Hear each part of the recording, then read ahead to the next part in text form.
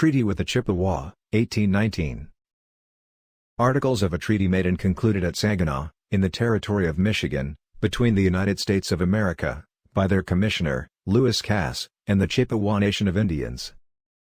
Article 1. The Chippewa Nation of Indians, in consideration of the stipulations herein made on the part of the United States, do hereby, forever, cede to the United States the land comprehended within the following lines and boundaries. Beginning at a point in the present Indian boundary line, which runs due north from the mouth of the Great Auglaize River, 6 miles south of the place where the base line, so called, intersects the same, thence, west, 60 miles. Thence, in a direct line, to the head of Thunder Bay River, thence, down the same, following the courses thereof, to the mouth, thence, northeast, to the boundary line between the United States and the British province of Upper Canada. Thence, with the same, to the line established by the Treaty of Detroit, in the year 1807, thence, with the said line, to the place of beginning. Article 2. From the cession aforesaid the following tracts of land shall be reserved, for the use of the Chippewa Nation of Indians. 1 tract, of 8,000 acres, on the east side of the River Osable, near where the Indians now live. 1 tract, of 2,000 acres, on the River Masaguisc. 1 tract, of 6,000 acres, on the north side of the River Cawcalling, at the Indian Village. 1 tract, of 5,760 acres, upon the Flint River, to include Riom's Village, and a place called Kishkabui. 1 tract, of 8,000 acres, on the head of the River Huron, which empties into the Saginaw River, at the village of Atchison. 1 island in the Saginaw Bay. 1 tract, of 2,000 acres, where Nabob Ask formerly lived. 1 tract, of 1,000 acres, near the island in the Saginaw River.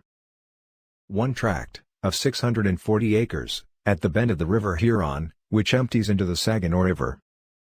1 tract, of 2,000 acres, at the mouth of Point Auglaize River.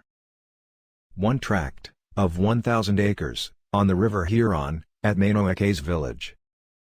1 tract, of 10,000 acres, on the Shawwassee River, at a place called the Big Rock. 1 tract, of 3,000 acres, on the Shawwassee River, at Ketchewandagenunk. 1 tract, of 6,000 acres, at the Little Forks on the Tetabawasink River. 1 tract, of 6,000 acres, at the Blackbird's Town, on the Tetabawasink River. 1 tract, of 40,000 acres, on the west side of the Saginaw River, to be hereafter located. Article 3. There shall be reserved, for the use of each of the persons hereinafter mentioned and their heirs, which persons are all Indians by descent, the following tracts of land. For the use of John Riley, the son of Menogumagukwa, a Chippewa woman, 640 acres of land, beginning at the head of the first marsh above the mouth of the Saginaw River, on the east side thereof.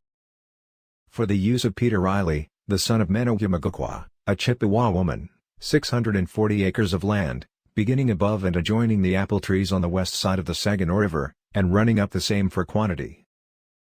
For the use of James Riley, the son of Menogumagukwa, a Chippewa woman, 640 acres, beginning on the east side of the Saginaw River, nearly opposite to Campo's trading house, and running up the river for quantity. For the use of Kakawisku, or the Crow, a Chippewa chief, 640 acres of land, on the east side of the Saginaw River, at a place called Menadego, and to include, in the said 640 acres, the island opposite to the said place. For the use of Nowikshik, Metawanine, Makichinoqua, Nandashamau, Patabonaqua, Mesawakut, Chakebwak, Kichijiqua, Sagasaqua, Anokitoqua, and Takimagukwa, each, 640 acres of land, to be located at and near the Grand Traverse of the Flint River, in such manner as the President of the United States may direct. For the use of the children of Bocatunton, 640 acres, on the Cawcalling River. Article 4. In consideration of the cession aforesaid, the United States agree to pay to the Chippewa Nation of Indians, annually, forever, the sum of $1,000 in silver, and do also agree that all annuities due by any former treaty to the said tribe, shall be hereafter paid in silver. Article 5.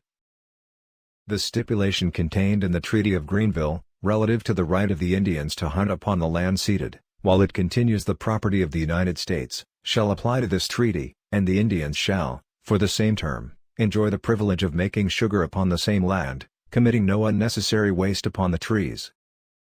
Article 6.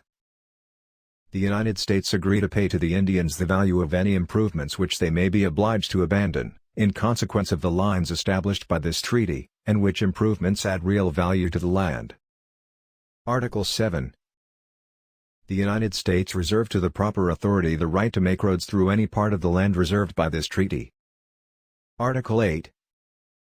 The United States engage to provide and support a blacksmith for the Indians, at Saginaw, so long as the President of the United States may think proper, and to furnish the Chippewa Indians with such farming utensils and cattle, and to employ such persons to aid them in their agriculture, as the President may deem expedient. Article 9. This treaty shall take effect, and be obligatory on the contracting parties, so soon as the same shall be ratified by the President of the United States, by and with the advice and consent of the Senate thereof. In testimony whereof, the said Lewis Cass, Commissioner as aforesaid, and the chiefs and warriors of the Chippewa Nation of Indians, have hereunto set their hands, at Saginaw, in the territory of Michigan, this 24th day of September, in the year of our Lord, 1819.